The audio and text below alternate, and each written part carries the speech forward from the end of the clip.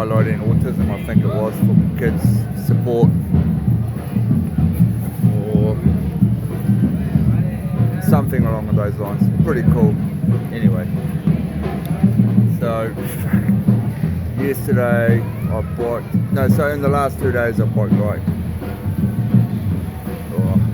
100, about 210 or 20 kilometres, but I had an absolute nightmare yesterday afternoon. And so what happened was I was about 14, well no, I had like 4 punches in my tubes, and I only had 2 spare tubes. So I was repairing on the go, but then what happened was I was unable to repair them. One valve went, and that was yesterday afternoon, and when they finally all punched it out, I was only 14 kilometres to Antofagasta Central and the hostel that I had booked in for the night. And I was like, and the wind was like relentless. It was just hauling in, and I was like, fuck, I'm fucked. I've got to walk the rest of the way, push the bike. So I had my thumb out to all the possible small trucks that would bring me in. And after about an hour, 3 Chilean dudes pulled over and said, "What's up, man?" I was like, my bike tyres are gone. I need a lift into town. And they're like, "Yeah, come with us."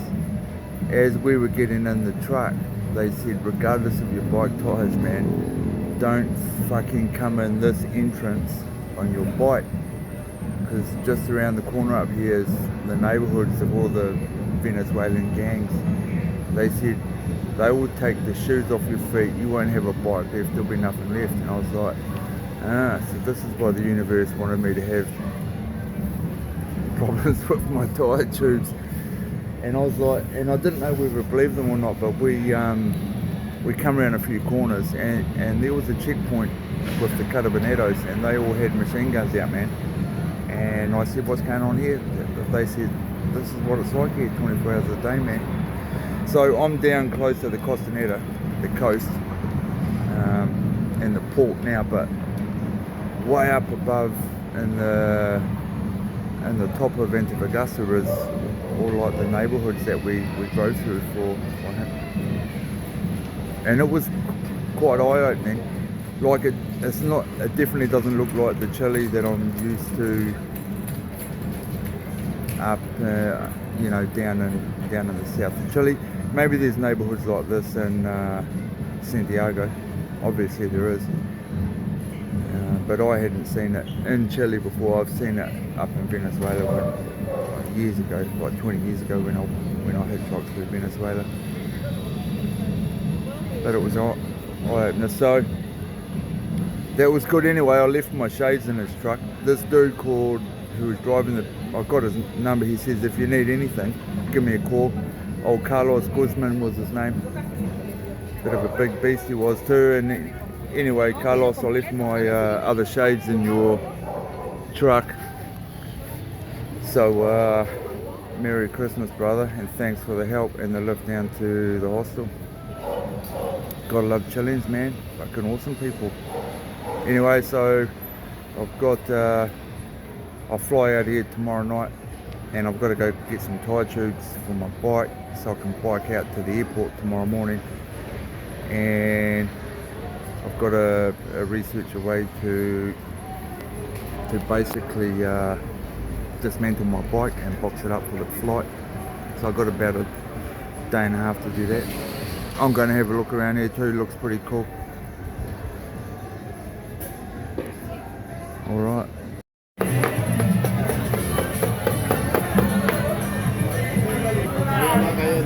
¿Ah? Todavía no caí en tiempo. Ah, ya bueno.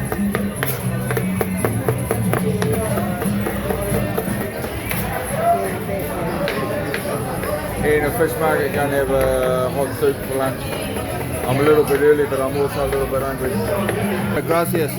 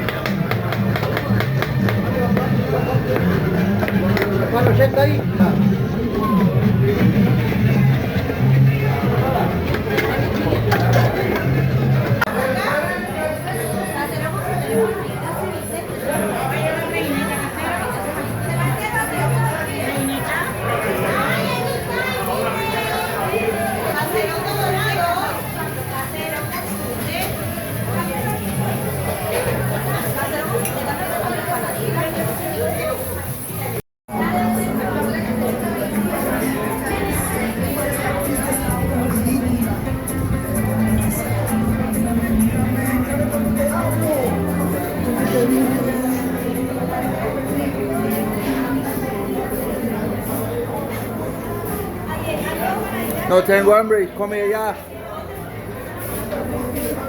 Tiene hambre, ya comió,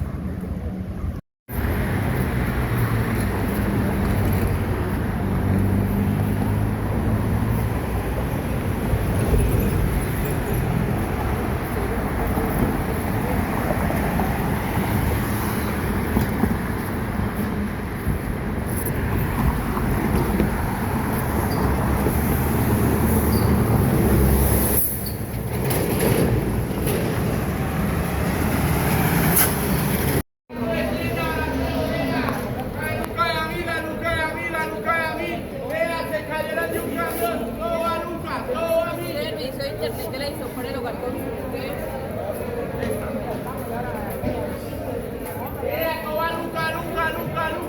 Oiga, sube barato, todo en el disastrous. Espera, ahí vamos. Oye, barato, la cartera. servicio de internet de la hizo por el hogar con De la guerra, ¿no? De la guerra. servicio de DirecTV consultes.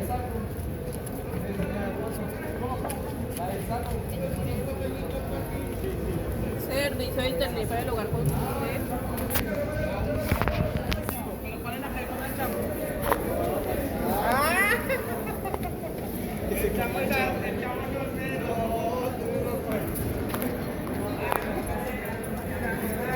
The other day I said it was my last clip. I'm going home. I am. I'm biking 340 kilometres back to the airport. And I've only got 200 to go. But I realised I hadn't done a clip of basically how I carry my gear. So right now I'm heading back to Santa Gorda. I've got about 55 kilometres to go. And it's going to be hot and windy in the afternoon, so I want to get moving. Oxford gravel bike, probably entry level. On the front is 3 litres of water, 1.5 and 1.5. I actually think they're 1.6 each one. 2 litres in there. I have a litre of Gatorade in my camel pack. And obviously in here, sleeping bag, tent, cooking equipment and spare clothes. This is not the Ruta Cinco, the Panamericana. This is the main drag between Calama and Antofagasta, or that gets us to the Ruta Cinco. Anyway, I'm going to get moving before the wind gets up. So that's it. Take care. And this is the water pipeline, that probably one of them, that goes down to Antofagasta.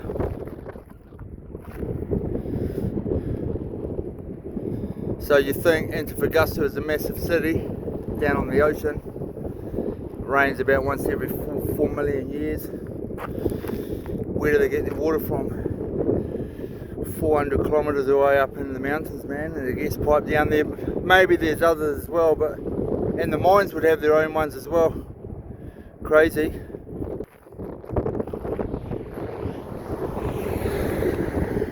Another train over there in the distance.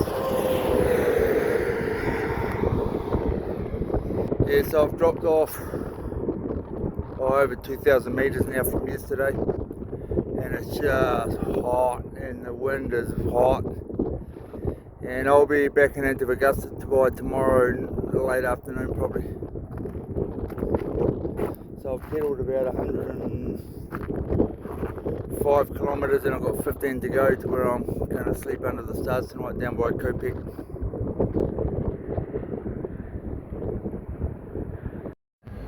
Just had a quick feed in there, and sun's going down. It's going to be a cold night sleeping under the stars, but so I've pedalled just under 120 kilometers today. Over there, Quebec, and they have showers and things that you can go clean yourself up, and the dude said I can just sleep around there under the trees. There's no water. Welcome to Chile, bro. There's no water flowing anywhere, and he said there might be water later on in the afternoon. I don't know what that means, man. I know we're in a pretty harsh environment here. This zone between like the coast and between the high plateau, the high Atacama plateau, is just harsh. It's hard, it's hot, and it's cold, and there's no water. Like, there's not even flies anywhere. It's just wild. There's nothing, and it's windy. Today was quite a hard ride, but I've come from, over the past 2 days, San Pedro, which is, and over that pass at 3,400 meters, down to here, which is about 1,000. So I've dropped a bit, 2,000 meters, 2,500, and I've got a little drop tomorrow down into Antofagasta before I'll fly out on the 3rd at night. So I've got a couple of nights down there, maybe on the beach, camping or something, I don't know. I haven't been there before. I sort of took a bypass road from the airport to the north a bit to get onto the Ruta Cinco. So it's going to be a noisy night. It's a truck stop really, isn't it? I don't really know what to do, but that's what we do anyway. This pool, they'll let me sit there, watch TV, charge your phone up and have a feed.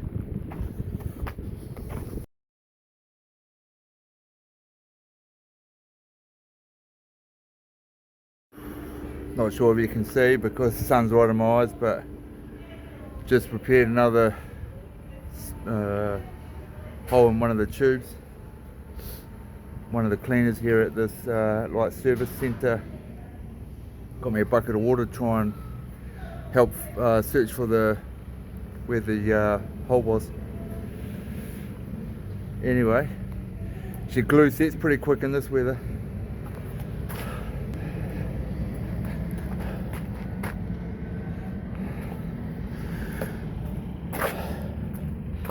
So I've got 60 kilometers now to get down to Antofagasta, and fucking hot day. I'm going to be glad when I hit that sea breeze.